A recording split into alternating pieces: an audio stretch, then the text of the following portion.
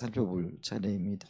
2장이 일의 의미고요. 우리가 일을 하는데 그 일에는 어떤 의미가 있는가 이런 걸 살펴보면서 이제 일의 소명과 관련되어졌을 때 먼저는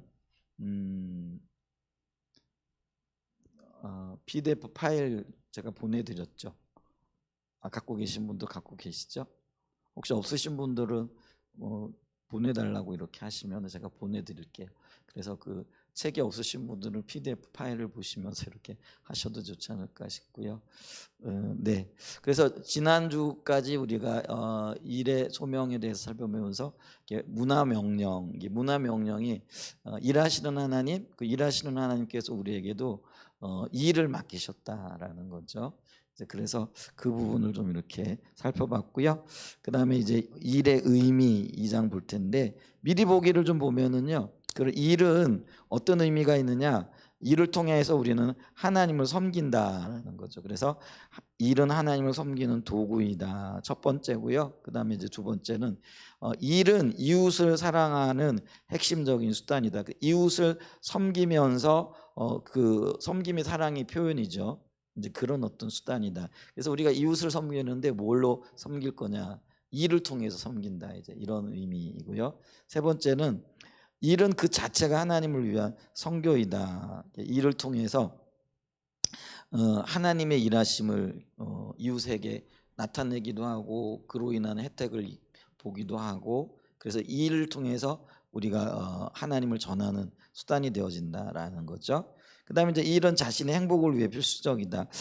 이렇게 은퇴하신 분들이 갑자기 이 일을 손에 놓게 되면서 이렇게 마음이 허전해 하시는 분들도 계시더라고요. 아직 제가 뭐 은퇴를 안 해봐서 잘 모르겠는데 막 그럴 것 같아요. 뭐 부지런히 살다가 어느 날 갑자기 일을 이렇게 놓게 되거나 은퇴를 하게 되어지면은 뭐 시간도 시간이지만은 그 일을 통해서 누렸던 여러 가지 어떤 성취감들 이런 것들을 갑작스럽게 놓게 되는 거잖아요. 이제 그러면 이제 굉장히 허전할 것 같아요. 이제 그래서 일 자체가 어떤 면에서 보면은 힘들고 어렵지만은 또 한편으로는 일할 수 있어서 행복하다 이렇게 얘기를 하잖아요. 그래서 일이 자체로 행복이다. 이제 그런 의미가 있다. 이게 이제 미리 보기고요. 오늘 아마 1번과 2번 좀 부지런히 나가면 할 것 같고요. 뭐 나가는 데까지 좀 해보죠. 그래서 어떤 의미로서 이런 이야기들이 하고 있는가 이걸 좀 보도록 하죠. 자, 그러면서 이제 1장을 좀 이렇게 돌아보는데 이제 간단하게 이렇게 돌아보잖아요. 자, 우리가 문화명령을 살펴봤는데 그 문화명령을 통해서 하나님은 일하시는 하나님이고 또 일하시는 하나님께서 우리를 하나님의 창조의 동력자로, 그래서 이 창조의 동력자라고 얘기했을 때 우리가 하나님처럼 뭐 없는 곳에서 뭐 새로운 곳을 뭐 만들어내는 이렇게 무에서 유를 창조해내는 그런 어떤 창조라는 의미가 아니고요. 하나님께서 허락하신 범위 내에서 혹은 하나님께서 주신 그것들을 통해서 새로운 것들을 개발해내고 발견해낼 수 있다라는 거죠. 이제 그런 의미에서 창조다. 이런 창조를 위한 동역자로 그리고 일하도록 우리를 창조하셨다라는 거죠. 그렇기 때문에 우리가 성경적인 관점에서 이 일을 바로 이해하는 것이 굉장히 필요하다라는 거죠. 이제 우리는 이제 일에 대한 오해가 뭐냐면은 이 일이 우리 죄악의 어떤 열매로 우리에게 주어진 거라 생각을 한다라는 거죠. 그래서 그런 어떤 이론을 혹은 그런 생각을 가질 만하도록 하는 성경 구절도 있잖아요. 그래서 왜냐하면은 아담과 하와가 범죄했을 때 하나님께서 에덴 밖으로 쫓아내시잖아요. 그리고 난 다음에 너는 평생도록 그 이마에 땀을 흘려야 되고 엉겅퀴 가운데에서 정말 손이 닳도록 일을 해야 먹고 살 거다라는 이제 그런 말씀을 하시잖아요. 이제 그러니까 이걸 보고 그래 맞아, 이 일이라는 거는 이게 저주야, 저주. 우리 죄악의 어떤 결과이기 때문에 이게 결코 이렇게 환영할 만한 것도 아니고 좋은 것도 아니야. 그래서 결론적으로 얘기하면은 놀고 먹는 게 제일이야. 이제 이런 어떤 결론이 나올 수 있단 말이죠. 근데 그게 아니라는 거예요.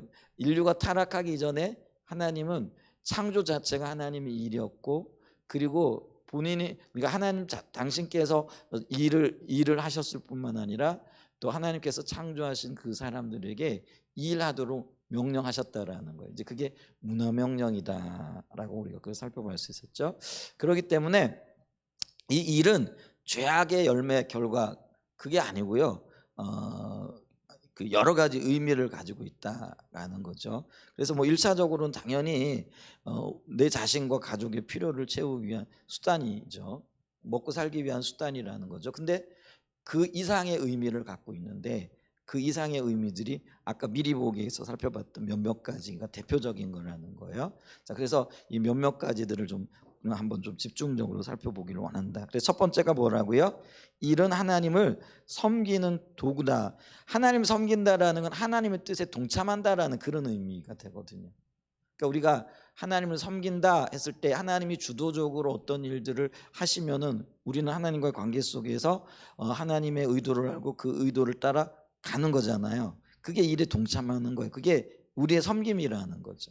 그래서 하나님의 일은 하나님의 일, 하나님의 뜻에 동참하는 거다. 그걸 이제 섬김이다. 근데 이제 나중에 보면 이 섬김이요, 일에 동참하는 것도 되지만은 하나님과의 인격적인 관계 가운데 예배하는 것도 섬김이잖아요.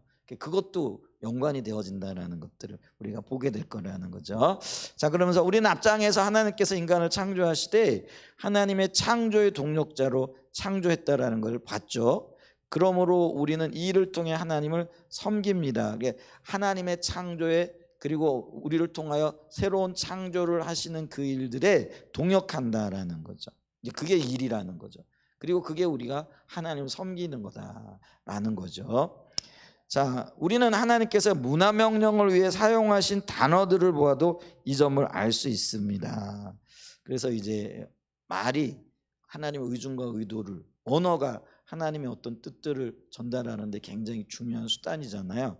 근데 이제 우리가 문화 명령이라고 일컬어지는 창세기 2장 15절에 쓰여져 있는 단어들, 그 중에서도 이 그 지키다 뭐 이런 어떤 단어들을 좀 살펴볼 필요가 있다라는 거죠. 자, 2장 15절 보죠. 여호와 하나님이 그 사람을 이끌어 에덴 동산에 두어 그것을 경작하며 지키게 하시고, 그래서 여기서 이제 주목해야 할 단어가 경작이라는 단어가 지키며라는 단어라는 거예요. 그래서 이 경작하는 단어가 히브리어로 아바드라는 단어라는 거예요. 근데 이제 말 그대로 이 아바드라는 단어는 경작하다, 봉사하다라는 뜻을 가지고 있다라는 거예요. 이게 그러니까 이 히브리어가 우리나라도 마찬가지잖아요. 단어가 한 가지 뜻만 있는 게 아니잖아요.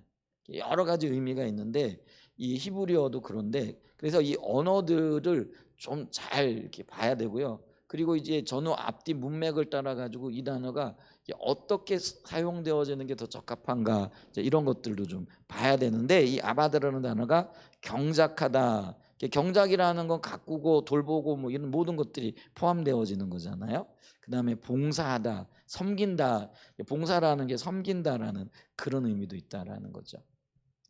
자, 그리고 지키다라는 뜻의 이 단어는 이 히브리어로 샤마르라는 단어예요. 근데 이 샤마르라는 단어는 울타리를 치다, 보존하다, 주의를 기울이다라는 뜻을 가지고 있는 거죠. 근데 우리가 이 아바다라는 단어가 이게 봉사하다라는 의미로 쓰여지게 되어질 때는 이 우리가 봉사하다, 요게 그 서비스인데, 우리가 서비스는 섬김도 되지만은 예배하는 단어, 예배라는 단어도 되어진다. 그 이게 원래 그 이런 단어적인 유래를 가지고 있기 때문에 영어로 이렇게 단어가 정착되어질 때도 이런 것들이 그 참조되어졌다라는 거죠. 이제 그래서 여기도 보게 되어지면 이 단어 아바드라는 거는 예배를 얘기하는 거고, 그건 하나님께 대한 경배를 얘기한다라는 거죠. 그러니까 섬김이 예배라는 거죠. 근데 놀라운 거는요, 이 샤마라라는 단어는 또 다른 의미로 하나님을 명령을 준수하는 것에 대해서도 사용되어졌다라는 거죠. 그래서 우리가 이 단어들의 용례, 그래서 이 단어들이 어떤 때 사용되어졌느냐 했을 때에 이 단어들이 어떨 때는 이렇게 사용되어지고 어떨 때는 이렇게 사용이 되어져요. 그래서 이 단어가 어디에서 사용되어졌는가, 그러니까 이 단어가 창세기에서 사용되었지만 예를 들면 신명기에서도 이 단어들이 똑같이 사용되어질 수 있잖아요. 근데 신명기에서 사용되어질 때는 이 단어가 예를 들면은 창세기에서 사용되어질 때는 이 단어가 경작하다라는 단어로 더 뜻이 앞뒤 전원 문맥을 봤을 때 합당하다고 한다면은 똑같은 단어인데 이 단어가 신명기에서는 예배하다라고 쓰여질 때 이 말이 더 완전하게 그 해석이 되어지고 온전한 경우들이 있더라는 거죠. 그러면 이 용례에 따라서 달리 사용되어지는 단어는 다양하게 그걸 볼 필요가 있다라는 것을 지금 이야기하고 있다라는 거예요. 그러면서 이 단어가 어떤 다른 용도로 사용이 되어졌고 다른 곳에 사용되어졌느냐, 몇 곳에 사용되어졌는데 한 가지씩만 살펴보자라는 거죠. 자, 그게 이제 출애굽기에 사용되어졌다라는 거죠. 자, 여기 보면 하나님께서 이스라엘 백성들을 애굽에서 건져내신 가장 주된 이유는 그들로 하여금 하나님을 섬기고 예배하기 위하면. 그래서 하나님께서 모세를 보내가지고 바로에게 말할 때도 내 백성 보내가지고 나를 예배하게 하라 이렇게 얘기하잖아요. 그랬더니 바로가 그럼 며칠이면 되겠냐 이렇게 뭐 물어보는 이야기들 있잖아요. 근데 원래 하나님 의도는 며칠이 아니라 완전히 끌어내는 거잖아요. 근데 처음부터 끌어내라 보내라 그러면은 바로가 더 크게 열받을까 봐 하나님이 우리 예배하게 해라. 그리고 뭐 며칠 걸 것 같으냐, 며칠만 줘라, 그거 너무 긴데 뭐 이러면서 이제 여러 가지 이제 어떤 일들이 진행되어지잖아요. 이제 근데 그 원래 그래서 하나님께서 그 백성들을 이끌어내셔서 하나님을 위한 하나님의 한 백성, 하나님을 위한 하나님의 한 백성이라는 한 민족을 세우기를 원했다는 건 하나님을 예배하고 섬기며 하나님과 동행하고 동역하는 민족을 세우기를 원하셨다라는 거예요. 근데 요거를 이제 한마디로 압축하게 되어지면 예배하는 민족. 그래서 오늘날 그러니까요, 하나님의 백성들의 가장 큰 임무가 뭐예요? 똑같아요. 이게 출애굽이라는 게 이게 세상에서, 그러니까 애굽에서 건진 거잖아요. 이게 이제 그 오늘날로 얘기하면은 세상에서 우리를 건진 것을 상징적으로 얘기하는 거죠. 그러면 하나님께서 이 백성들을 출애굽시킬 때 가장 큰 목적이 뭐라고요? 하나님을 위한 한 백성, 그러니까 예배하는 백성을 세우기 위함이었다는 거죠. 그러면은 동시에 이 시대에 하나님께서 우리를 구원하셨어요. 그 구원하신 가장 큰 목적이 뭘까요? 예배받기 위함이라는 거예요. 그래서 우리가요, 하나님을 잘 믿는 것, 하나님과 관계를 잘 하는 것, 그게 우리가 해야 할 일이라는 거예요. 그래서 요한복음에 보면은요, 우리가 해야 할 일이 하나님 잘 믿는 거래요. 우리는 근데 이제 하나님 믿고 난 다음에 하나님의 일을 해야 되니까 요거를 또 행위적인 측면에서 봐서 열심히 뭔가를 하고 열심히 주를 위해 어떤 업적을 쌓고 뭐 열심히 땀을 흘려야 그게 하나님의 일이라, 그게 신앙생활 잘하는 거라 생각을 하잖아요. 근데 아니에요. 구약에서부터 하나님의 의도는 뭐냐면은요, 예배예요. 그러니까 하나님과의 관계 가운데 그 백성들이 사는 예배가 그 만남이잖아요. 예배의 그 가장 핵심이. 그러니까 하나님과의 만남 가운데 거하는 그 백성을 세우기를 위함이라는. 그러니까 그게 신약 시대에도 우리가 예수 그리스도를 통해서 십자가 보혈과 부활하신, 오전에 제가 이 말씀들을 전하는데 오늘 예배 분위기가 너무 무거웠던 것 같아요. 날씨가 더워 그런지 아니면 이제 제가 오늘 땀을 뻘뻘 흘리면서 굉장히 힘들었는데 근데 이제 어떤 그 의도들이 이렇게 전달되기를 원했느냐 하면은 바로 그거예요. 예배. 저 자매는 저 누구지? 아, 시아가 와 있는 거예요. 그렇구나. 많이 컸네요. 네. 내가 깜짝 놀라가지고 갑자기 웬 시아 반가워. 네, 네, 네. 그거예요. 십자가와 부활을 통해서 메시아 되신 주님을 만나는 거예요. 그리고 그분을 우리의 왕 삼고 그분 안에 거하는 거잖아요. 그게 우리가 해야 할 일이라는 거죠. 그리고 그게 우리가 전할 복음의 핵심이라는 거예요. 어떤 종교적인 행위에 있는 게 아니라는 거예요. 근데 구약에서부터 뚜렷하게 분명하게 이게 보여지는데도 이 구약의 이스라엘 백성들이 이제 너무 오버하는 거예요. 그러니까 우리가 하나님과의 만남을 하나님만 쳐다만 보고 되냐?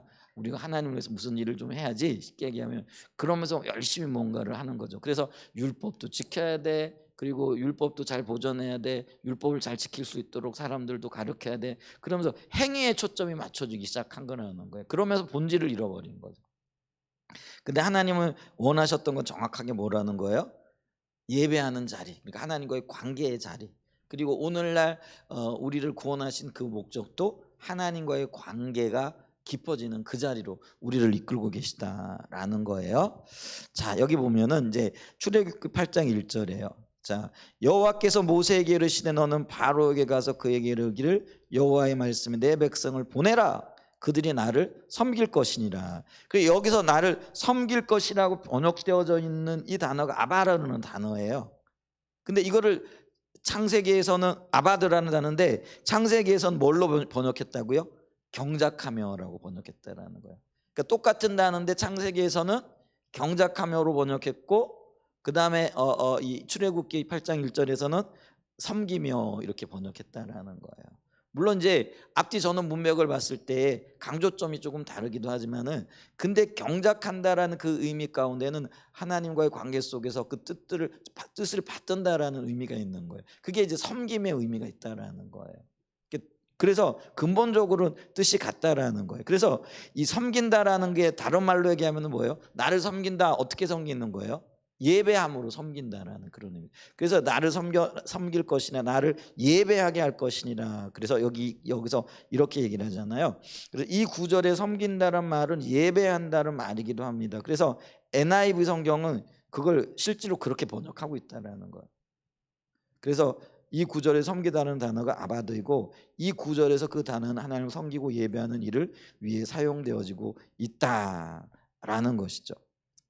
자, 이게 이제 그러면 아바드에 대한 용례고요. 그 다음에 샤마르라에 대한 용례를 한번 보게 되어지면 그게 이제 출애굽기 19장 5절에 나와 있어요. 19장 5절에 보면은 세계가 다 내게 속하였나니 너희가 내 말을 잘 듣고 내 언약을 지키면 너희는 모든 민족 중에서 내 소유가 되겠고. 근데 여기서 지킴이라는 이 단어가 샤마르라는 단어라는 거죠. 근데 아까 여기 지키게 했을 때 보존하다, 주의를 기울이다라는 그런 뜻이 있다라고 이렇게 얘기를 했잖아요. 그래서 요거는 그 잘 보존하고 잘 지키고 그 주의를 기울이는 이런 것과도 관련이 있게 되어진다라는 거죠. 그래서 앞뒤 전원 문맥을 보게 되어지면은 이 문화 명령에서는 경작하고 지키고 이런 것들은 뭐 농사와 관련이 되어지는 것 같지만은 출애굽기 19장 5절에서는 이건 뭐예요? 하나님의 약속에 대한 주의, 그것에 자신의 삶을 거는 거예요. 그러니까 신앙생활은요 말씀에 우리 생명을 거는 거라는 거예요. 그게 샤마르의 의미가 되어진다라는 거잖아요. 그래서 우리가 이걸 보게 되어질 때 이 우리는요 예를 들면은 아담과 하와에게 문화 명령을 이게 내리시면서 그게 이제 주의 일이라는 거예요. 그래서 그걸 통해서 하나님과 교제하고 그게 하나님의 일에 참여하는 거죠. 그러니까 이런 일을 통해 가지고 우리는 하나님의 일에 동참하고 동역하는 자가 되어지는 거라는 거예요. 그럼 또 동시에 이제 출애굽기만 오게 되어지면은 언약과 관련되어져서 잘 지키는 것. 그럼 언약을 잘 지키는 것 이게 언약의 주의를 기울이고 말씀을 존중히 여기고 이게 우리의 일이라는 거예요. 그리고 우리는 이런 일들을 통해 가지고 하나님을 섬기는 거라는 거죠. 그러니까 이 일이 우리가 하나님을 섬기는 수단이 되어지고 도구가 되어진다라는 거죠. 그래서 일이 뭐냐라고 했을 때 이제 하나님께서 우리에게 주신 그 문화 명령이기도 하죠. 그래서 이 일이라는 것이 그렇게 하나님을 섬기는 수단이 되어지고 또 목적이 수단이 되어지고 도구가 되어지는 이제 그래서 우리는 그런 의미를 가지고 있다. 그래서 일이 굉장히 존엄하다라는 거죠. 우리가 문화 명령의 마지막 부분에 일의 존엄성에 대해서 봤잖아요. 그러니까 일 그 자체는 너무나 소중하고 존엄하다라는 거죠. 그냥 먹고 살기 위해서 어쩔 수 없이 하는 것도 아니고요. 그리고 이 땅의 모든 일은요, 하나님의 그런 어떤 범위, 그러니까 하나님의 어떤 그 뜻을 벗어난, 그러니까 악에게 점령되어져 있는 것들이 있잖아요. 이 땅에 속한 어떤 일들이 있잖아요. 예를 들면은 마약, 중개상 이거는 또 일하는 거죠. 근데 그 일은 존귀한 게 아니라는 거예요. 왜냐하면 그게 하나님의 의도, 하나님의 뜻 가운데 벗어난 일이잖아요. 다른 사람의 생명을 파괴하고 사람을 중독에 빠뜨리고 사람의 인생을 망가뜨리는 그런 일. 근데 하나님의 의도는 그게 아니라는 거예요. 하나님의 일은요, 하나님의 뜻, 하나님의 선하신 역사가 이루어지는 것과 관계가 있다는 거죠. 근데 이제 이런 것들을 벗어나지 않는 모든 일들, 그러니까 하나님의 뜻 가운데 있는 모든 일들은 그게요, 예를 들면은 농사를 짓는 일이든 뭐 또 뭐예요, 쓰레기를 청소하는 일이든 이 모든 일들이 다 하나님 앞에 소중하고 귀한 일들이라는 거예요. 그 일 자체가 존엄하다라는 거예요. 그러니까 예를 들면은 뭐 어떤 뭐 큰 회사에서 큰 직책을 가지고 큰 직책을 위해서 일하는 것뿐만 아니라 거리를 쓰는 그 일도 하나님 앞에는 그게 사람을 유익하게 하는 거잖아요. 얼마나 존귀해요. 제가 가끔 그런 생각을 해요. 우리 추석 명절이나 이런 때도 연휴가 길잖아요. 그러면 이제 이 연휴 기간에 이제 그 청소하시는 분들도 쉬어야 되잖아요. 그러니까 이제 우리 아파트에 보면은요, 쓰레기를 이제 왜 이런 큰 뭐죠? 그 갖다 놓잖아요. 그래서 쓰레기를 담는데, 근데 이제 그 며칠 쉬다 보면 쓰레기가 통이 넘쳐가지고요, 주변에 꽉 들어차 있어요. 그리고 추석 같은 경우는 아직도 날이 좀 덥잖아요. 그럼 막 냄새가 막 나잖아요. 그럴 때마다 제가 생각하는 게, 야, 이게 청소하시는 분들이 너무나 소중하다. 저분들이 없으니까 며칠만 되니까 도시가 온전, 우리 아파트 전체가 그냥 뭐, 전체는 아니겠지만 좀 과장이지만 이게 쓰레기 봉투로 가득 차고 막 거기서 냄새가 나고 어떤 거는 물도 흐르잖아요. 근데 우리가 평상시는 어때요? 매일같이 그거를 깨끗하게 청소해 주시는 분들 있잖아요. 그런 것들을 통해서 우리가 쾌적한 환경 가운데 보죠. 가끔 이제 뉴스나 이런 데 보면은 왜 이게 파업이나 뭐 이런 거 하는 경우도 있고, 또 쓰레기 매립장 찾지 못해 가지고 쓰레기가 방치되어지면 도시 전체가 그냥 뭐 파리떼가 들끓고 막 이런 것들을 보잖아요. 그러니까 이제 그런 걸 볼 때 사실은 우리가 야, 힘든 일이다, 흔히 3D 업종이라고 얘기하는 그 일에 종사하시는 분들이 어떤 면에서 우리의 삶에 실질적으로 훨씬 더 유용한 거예요. 그러니까 그 일이 굉장히 귀한 거예요, 하나님 관점에서 볼 때. 그래서 모든 일은 존엄하다라는 거죠. 일 자체로 존엄하다라는 거죠. 그래서 이제 그런 부분들에 대해서 우리가 인식이 전환이 좀 필요하다라는 거죠. 자, 다시 돌아가서 이와 같이 하나님께서 인간을 창조하시고 이를 통해 땅을 가꾸고 지키도록 명령하셨는데, 성경에서는 인간이 그 하나님의 명령에 순종하는 것과 하나님을 섬기고 예배하고 하나님 언약을 지키는 것이 이게 일이라는 거예요. 아까 그랬잖아요. 경작하고 또 지키고, 근데 그게 섬기고 예배하는 거라 이렇게 했잖아요. 근데 그게 서로 하나님의 명령에 순종하는 것과 이렇게 일을 지키고 섬기고 또 그 예배하는 게 서로 분리되지 않는다는 거예요. 하나라는 거예요. 이게 참 놀라운 개념이잖아요. 그래서 성경이 그걸 얘기해요. 서로 분리되지 않는다는 걸 볼 수 있다는 거죠. 그래서 우리는 뭐예요? 이 일을 통해 가지고 하나님을 예배하고 높이고 경배하는 거라는 거예요. 그러니까 우리 일에 충실할 때 그게 결국은 하나님의 일을 높이는 거라는 거죠. 하나님의 명령을 수행하는 거라는 거죠. 그게 우리의 예배라는 거예요. 이건 획기적인 거잖아요, 그죠? 근데 세상은 어디 그래요? 세상은 일을 보는 것 자체가 고통스러운 거라고 생각할 뿐만 아니라 일에도 등급이 있다라고 생각을 하잖아요. 그래서 천한 일이 있고 그리고 뭐 귀한 일이 있고. 그러니까 이게 그 헬라 시대 이래로, 그러니까 저기 세상과 세상적인 관점에 보게 되어지면은 그 일의 등급이 늘 매겨지죠. 우리나라도 그렇잖아요. 그러니까 이렇게 헬라 철학에서 보면은 영적인 거는 귀하고 육체적인 거는 이거는 덜 귀한 거죠. 그리고 또 이제 그런 관점에서 보면은 공부하는 거는 귀하고 육체적 노동을 하는 건 안 귀한 거예요. 그게 이제 우리나라에도 그래서 산업공상이잖아요, 그죠? 그래가지고 예를 들면은 공부하는 선비들은 귀하고, 근데 우리 삶을 살아가는 데 실질적으로 필요한 건 뭐예요? 물건 만들어내고 이런 거잖아요. 근데 거기다 또 장사하는 사람이 있어야 우리가 또 물물 교환도 하고 뭐 근데 우리 조선시대 보면 산업공상이라고 해가지고 이게 물건 뭐 이렇게 팔고 장사 사업하는 사람이 제일 돈 밝히는 사람들이라고. 제일 천한 거로 취급이 되어졌다라는 거예요. 그게 이제 세상적인 관점이잖아요. 근데 성경적인 관점은 그게 아니라는 거예요. 모두가 귀하다라.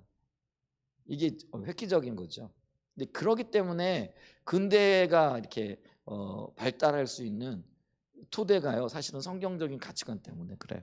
그래서 종교개혁 시대에 이 종교개혁자들이 루터가 그랬고요, 칼빈이 그랬고요. 일이 하나님의 소명이라는 거.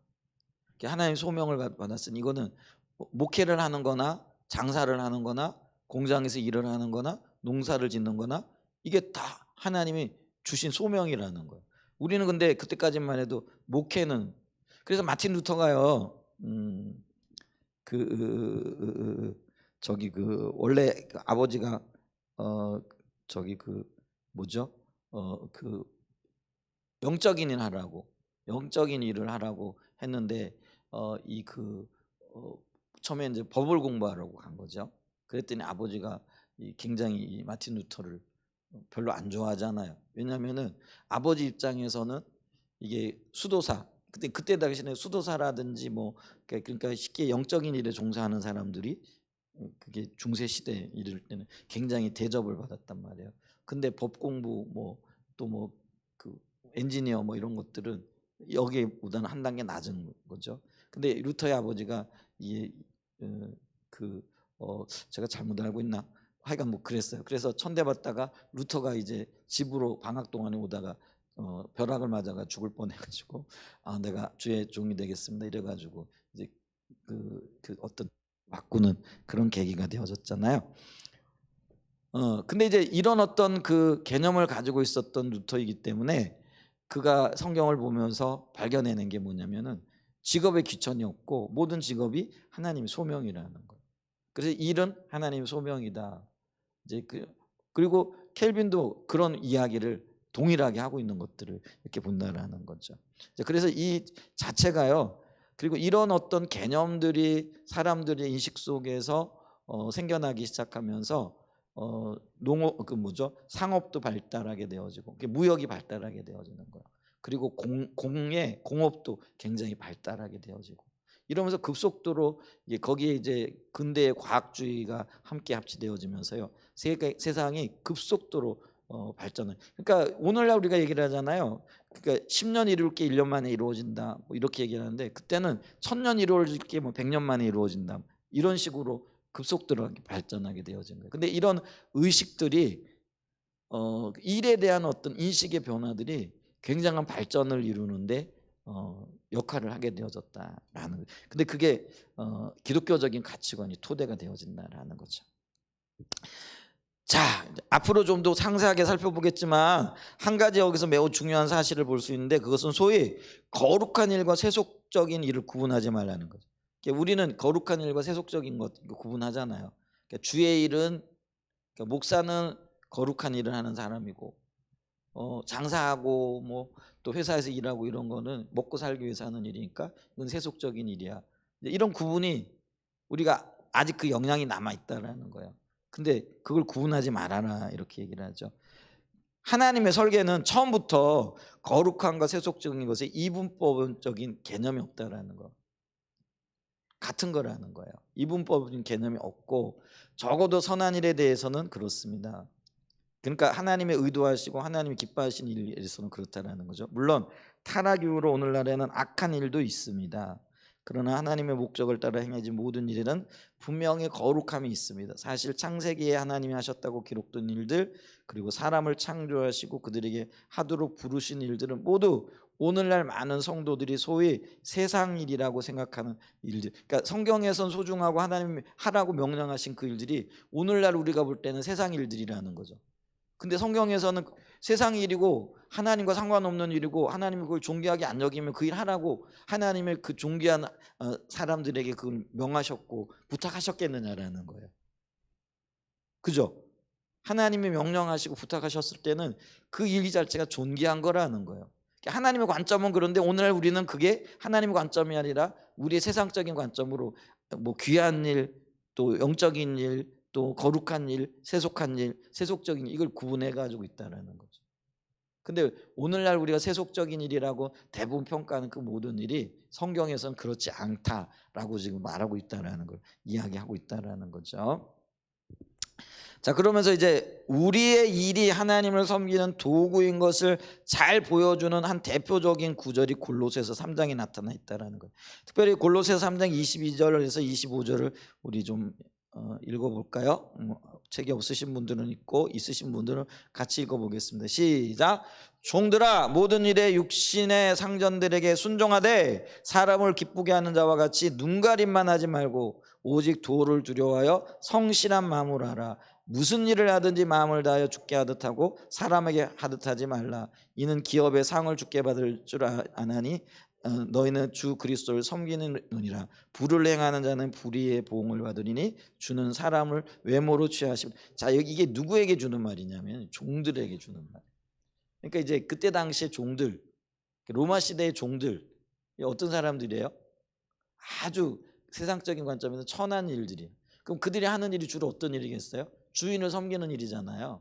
밥하고, 여종들 같은 경우 빨래하고 뭐 청소하고, 남종들 같은 경우는 밭에 나가서 일하고, 주인 대신에 가서 장사하고, 뭐 이렇게 주인을 먹여 살리기 위한 그런 육체적인 일을 했을 거라는 거죠. 놀랍게도요, 로마 시대 경제를 떠받치고 있는 사람들이 노예들이었대요. 그러니까 노예가 로마 시대에 많을 때는 4천만 명에서 6천만 명 정도 됐대요. 그러니까 로마 인구의 절반 정도, 적어도 3분의 1, 많으면 절반 정도가 노예들이었다라는 거죠. 그러니까 경제적인 일들, 먹고 살고 이런 일들은 다 노예들이 하고요. 그 다음에 로마 주인들은 뭐예요? 그 노예들을 부리면서 쾌락에 빠져 있고, 그러니까 그들이 이제 뭐 그들이 소위 얘기하는 귀한 일들 하는 거죠. 예를 들면 뭐 그 철학을 뭐, 그래서 성경이 보면은 먹고 노는 일에 아주, 그래서 그 새로운 지식을 습득하는 데 시간을 쓰지 않는 사람들, 이 사람들이 자유민들이거든. 그러니까 그들은요, 이런 어떤 정신적인 일들, 이런 것들은 소중하게 여기고 이 육체적인 일은 소중하지 않으니까 누구에게 맡긴 거예요? 노예들. 왜냐하면 노예들이 흔해 빠졌어요. 로마가 정복 전쟁을 벌이잖아요. 그럼 이 노예들이 대부분 어디서 오는 거예요? 전쟁에서 포로로 잡혀온 사람들이라는 거죠. 그 사람들을 노예로 삼아 가지고요, 그들의 경제적인 어떤 번영을 위한 수단으로 삼았던 거죠. 그런 입장에서 보게 되어지면은요, 이게 로마 사람들이 행했던 악이나 이런 것들은 굉장히 악하죠. 왜냐하면 노예들 사람 취급을 안 했거든요. 근데 거꾸로 성경은요, 그런 세상적인 관점에서 천한 일을 하고 있다라는 그 종들을 향해서 하는 거예요. 근데 그 종들이 아까 얘기했듯이 어떤 일을 했어요? 여자 노예들 같은 경우는 뭐 집안 살림하고 뭐 그 가정을 돌보고 하는 그런 일들을 했겠죠. 남자 노예들은 뭐예요? 농사짓고 뭐 대신해서 장사하고 뭐 이런 어떤 일들을 했을 텐데, 근데 그 일을 하고 있는 종들에게요, 지금 하고 있는 얘기라는 거예요.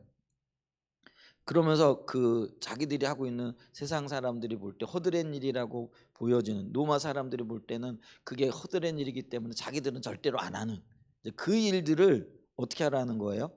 눈가림만 하지 말고 정말 주님을 대하듯이, 하나님을 대하듯이 하라는 거예요.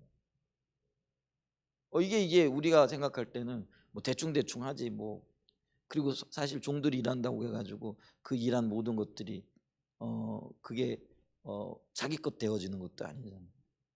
그죠? 종이 아무리 돈을 많이 벌어, 그럼 그 돈이 자기 것 되어지는 것도 아니고, 아무리 농사를 열심히 져가지고 수확을 많이 했다고 해가지고 그게 자기 것이 되어지는 게 아니라는 거잖아요. 근데 성경은 지금 뭐라고 얘기를 하냐면, 그런 노예들에게 일을 할 때 성실히 하라는 거예요. 그리고 심지어 나가서 죽게 하듯 하라는 거예요. 근데 놀라운 거는요, 그렇게 한 그것으로 상을 받을 거라는 거예요. 하나님 그걸 인정하신다는, 이게 획기적인 일이에요. 그런 이야기를 지금 하고 있다는. 그래서 보세요. 이는 기업의 상을 주께 받을 줄 아나니 너희는 주 그리스도를 섬기느니라. 그러면서 불의를 행하는 자는 불의의 보응을 받으리니 주는 사람을 외모로 취함이 없느니라. 그래서 이것 때문에 그러니까 이 노예가요. 자기 것도 안 되는 그 일을 성실히 했느냐 안 성실했느냐, 성실히 향한 걸 선이라고 보고요, 성실히 하지 않은 걸 악이라고 본다는. 그래서 주님이 심판하실 때 그거 가지고 선악간에 심판하시겠다 이렇게 얘기를 한다라는 거예요. 그러니까 이 얘기는 뭐냐면요, 뭐 로마 사람 주인이 못됐느냐 뭐 나쁘냐 이걸 얘기 아니라요, 이 얘기는 일 자체에 대한 이야기를 하고 있다라는 거예요. 그게 청소하는 일이든 아니면은 뭐 그 주인을 돌보는 일이든 농사하는 일이든 그 일 자체가 너무나 귀한 일이라는 거예요. 그리고 그 일을 성실히 감당한 그 사람에게 하나님은 상을 주실 거고, 감당하지 못한 자에게는 어떻게 하신다라는 거예요? 심판하시겠다 이렇게 얘기한다라는 거예요. 그래서 있잖아요, 일 자체는 선한 거고 그게 하나님의 인정을 받게 될 거라는 거예요. 이게 엄청난 얘기예요. 사실은 이게 엄청난 얘기잖아요. 아까 제가 얘기했듯이 노예들이 뭐 열심히 일한다고 그게 뭐 자기 것 되는 것도 아니잖아요. 근데 성경은 그게 자기 것이 아니 하나님 앞에 상 받을 일이라는 거죠. 그 성실함 때문에. 그러니까 노예들에게 그 일을 성실히 해라. 주인 때문이 아니고요, 주님 때문에 그 일을 하라는 거죠. 그리고 일 자체의 성격이 바로 그런 거다라는 것들을 지금 보여주고 있다라는 거죠. 그래서 이 일은 결국은 그게 노예가 하는 일이라고 할지라도 종들이 하는 일이라고 할지라도 사람을 섬기는 것 같지만 궁극적으로 누구를 섬기는 거라는 거예요? 하나님을 섬기는 일이라는 거죠. 그래서 44페이지 넘어가 봐요. 이와 같이 두 번째 문단, 이와 같이 모든 선한 일은 하나님을 섬기는 것입니다. 그래서 성경은 모든 일을 하나님의 영광을 위해 사라고 말합니다. 그래서 고린도전서 10장 31절이에요. 같이 읽어봅니다. 시작. 그런즉 너희가 먹든지 마시든지 무엇을 하든지 다 하나님의 영광을 위하여 하라. 엄청난 얘기죠. 자, 팀 켈러, 우리 지금 부활을 입다라는 책을 읽고 있잖아요. 그 팀 켈러 목사님이 2023년도에 돌아가셔서 2년 전에 돌아가셨는데, 연세가 물론 좀 있으시죠. 췌장암으로 돌아가셨는데 뉴욕에서 목회를 하시는데 이 일에 대한 그래서 그 뉴욕이 그게 세계 경제의 중심이잖아요. 이제 그래서 그곳에서 일하는 사람들, 바쁜 사람들이기도 하죠. 이제 그들을 잘 섬기고 현대에 참 어떤 그 중요한 어떤 그런 뭐랄까요, 이 모델을 제시하는 교회 역할을 했던 분이고, 그분이 요즘 쓴 책이 영은이가 지금 부활을 입다 책을 읽으면서 야, 책 너무 좋다 이렇게 얘기를 하더라고요. 책 참 좋은 책인 것 같아요. 열심히 읽으시고요. 다음 달에 어떤 책 읽을 거냐 벌써 물어보셨다고 하는데, 다음 달에도 팀 켈러의 책을 아마 읽을 거예요. 제가 갑자기 생각이 안 나네. 요거 먼저 읽으라. 답이 되는 기독교. 네. 그 답이 되는 기독교를 할 거예요. 그래서 예, 그것도 팀 켈러의 책이에요. 그래서 그걸 좀 보시면 좋을 것 같아요. 이번에 하여간 부활을 읽다. 부활을 읽다는 어쨌거나 술술 넘어가죠. 읽고 계세요? 책이 굉장히 쉽고 재밌고 흥미롭게 되어져 있어서 잘, 근데 굉장히 중요한 이야기예요. 그래서 읽어보시면 좋을 것 같고요. 이번 달에 지금 그걸 읽고 있습니다. 자, 팀 켈러 목사님이 일과 관련되어져서 이제 이런 이야기를 하고 있는 거죠. 자, 창세기 2장 19절로 20절에 등장하는 동물들 이름을 짓는 작업은 창조 과정에 동참하라고 부르시는 하나님의 초대장이다. 창조주는 어째서 손수장명하지 않으시는가? 그러니까 하나님이 창조하시고 직접 이름 지어줄 수, 그 이름을 짓는다라는 건 내가 주인이라는 그런 의미잖아요. 뭐 그래서 내가 자식 이름 지었으니까 자식이 내 거다 뭐 이런 의미는 아니지만은 그래도 나로부터 온 거잖아요. 이름 짓는 건 굉장히 소중한 거잖아요. 그래서 우리가 애들 이름 지을 때 몇 날 며칠 고민했잖아요. 여러분들은 고민 안 하셨어요? 저는 이제 고민했어요. 근데 성경에 있는 인물을 좀 따올까 싶어가지고 제가 굉장히 마음에 드는 게 에스겔이라는, 에스겔이라는 게 그게 이름이 하나님이 강하게 하신다는 뜻이거든요. 근데 이게 한국식으로 에스겔이라 좀 손 에스겔 그러긴 좀 그렇잖아요. 그래서 그럼 어떻게 하지? 손 하강이? 근데 그게 좀 이상해. 그래서 제가 한때는 그렇게 이름 지어요. 그래서 손 하강이, 그러니까 하나님이 강하게 하신다. 그게 에스겔이라는 건데 그걸 이제 번역하면 이제 하강이가 되는 거잖아요. 근데 그게 아무래도 좀 이상해. 그래가지고 제가 주영이 이름 지을 때도 그렇고 영훈이 이름 지을 때도요, 고민 많이 했어요. 고민을 하다가 결국은 주님의 영광을 위해 살아라 그래서 주영이, 그래서 한글도 임금주자에다 영화로울 영자 쓴 거고, 영은이 같은 경우는 그게 그 길영자예요. 그러니까 은은 은혜 은자거든요. 은혜가 영원해라 뭐 이런 뜻으로 영은이라고 이렇게 지었거든요. 근데 이제 둘이 머리 맞대고 고민 많이 했어요. 그게 이름 짓는 게 그만큼 소중하고요. 그리고 그 어떤 내가 이름을 지어주고 장명을 하는 그 이름을 지어주는 그 대상이 소중한 거잖아요. 그러니까 하나님도 그게 소중했기 때문에 직접 이름을 지으실 수도 있었을 거예요. 근데 그거를 위임한다라는 거예요. 누구에게요? 아담에게. 근데 그게 일의 위임이기도 하고요. 하나님께서 하나님의 일을 사람에게 동참시키시는 것과 관련이 있다라는 거죠. 그 얘기를 하고 있는 거예요. 자, 창세기 1장에서 빛을 낮이라 하시고 어둠을 밤이라고 하셨던 전례에 비추어 보면 짐승들에게도 하나님은 얼마든지 이름을 붙이실 수 있었다. 그럼에도 불구하고 주님은 창조 사역을 지속적으로 발전시키는 일에 인간을 동참시키 동역자로 부르셨기 때문에 이게 하나님 직접 장명 안 하시고 아담에게 맡기셨다라는 그런 의미예요. 인간 본성과 기질의 폭을 최대한 확장해서 그것을 영화롭게 하는 문명을 건설하게 하시려는 배려였다. 그러니까 그럴 만한 능력을 인간에게 충분히 주셨다라는 거예요.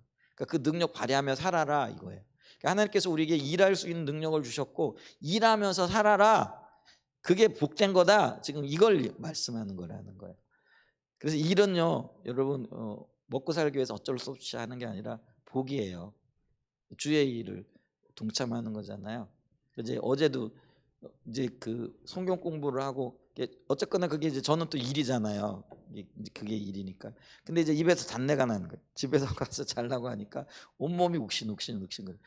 오늘 아침에 오늘 보니까 낮에도 제가 그런 영향이 좀 있었던 것 같아요. 그러면서 야 그래서 힘들긴 하고 피곤하긴 하고 좀 쉬어야 되겠다라는 생각을 하지만은 그거를 주님의 일을 하고 있다라는 그게 행복인 거잖아요. 기쁨인 거잖아요. 그러니까 아까 얘기했듯이 모든 게 소명인데 제게는 이제 목회라는 소명이 있고 여러분들은 각자의 일터에서 각자에게 주어진 어떤 그게 일이 있는데 그게 소명이라는 거죠. 근데 그 일이 때로는 버거울 때도 있어요. 육체적으로 좀 부대끼기도 하고 또 이게 육체적인 것뿐만 아니라 정신적인 어떤 뭐라 그럴까요? 이런 어떤 집중도 필요한 때가 있잖아요. 그럼 스트레스도 많이 받죠. 근데 이제 그런 스트레스 받을 때 아이고 이거 그만하고 싶다 뭐 이런 생각이 들지만은 근데 우리가 하나님께서 내게 일을 맡기셨을 때 능력을 주시고 감당할 수 있는 힘도 주셨다라는 거예요.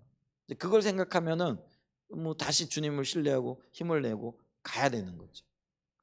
힘들다고 포기하는 게 아니라 더 큰 하나님의 능력을 구하면서 우리에게 맡겨진 일들을 감당해 나가야 되는 거라는 거죠. 그만큼 주님이 우리에게 그 일을 감당할 수 있는 이제 그게 여기에 보게 되어지면은 그 인간 본성과 기질의 폭을 최대한 확장해서 그분을 영화롭게 하는 문명을 건설하게 하시려는 하나님의 배려다. 그러니까 감당할 수 없는 것 같고 너무나 힘겨운 것 같지만은 충분히 하나님은 그거를 감당할 수 있도록 우리에게 일을 주셨고 그 일을 완수하기를 기대하고 계시다라는 거. 근데 그게 우리를 위한 하나님의 사랑의 한 표현이고 방법이다라는 그걸 지금 얘기하는 거죠. 자, 인간은 일을 통해 혼돈의 질서를 부여하고 그렇잖아요. 동물들이 많이 있는데 이름이 안 지어지면은 부를 때 야 그러면 다 돌아볼 거 아니에요. 쉽게 얘기하면 그렇잖아요. 그러니까 여기 저기 있어요. 여기 여러분들이 계신데 제가 집사님 그러면은 다 돌아보실 거 아니에요. 근데 여기서 예를 들면 옥권사님 하고 부르면 옥권사님만 돌아볼 거 아니에요, 그죠?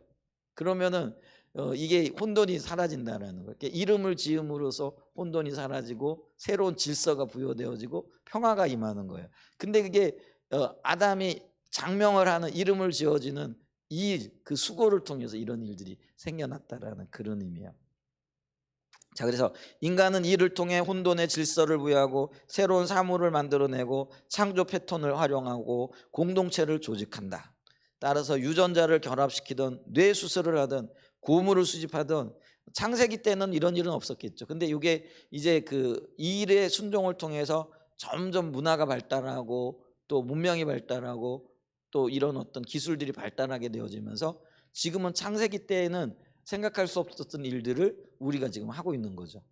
이게 이제 인간의 창조 능력이에요. 그러니까 새로운 건 못 만들어내지만 하나님께서 이런 어떤 경험들이 축적되어지면서 새로운 어떤 일들을 해나갈 수 있도록 기술을 주시고 또 방법을 주시고, 그래서 우리가 창세기 때에는 생각할 수 없었던 그 놀라운 일들을 지금 하고 있는 거잖아요. 그 참 엄청난 거잖아요. 그래서 일은 세상의 기본 구조를 더 발전시키거나 유지하거나 고치는 기능을 한다. 뭐가요? 일이 세상의 기본 구조를 더 발전시키거나 유지하거나 고치는 기능을 한다라는 거죠.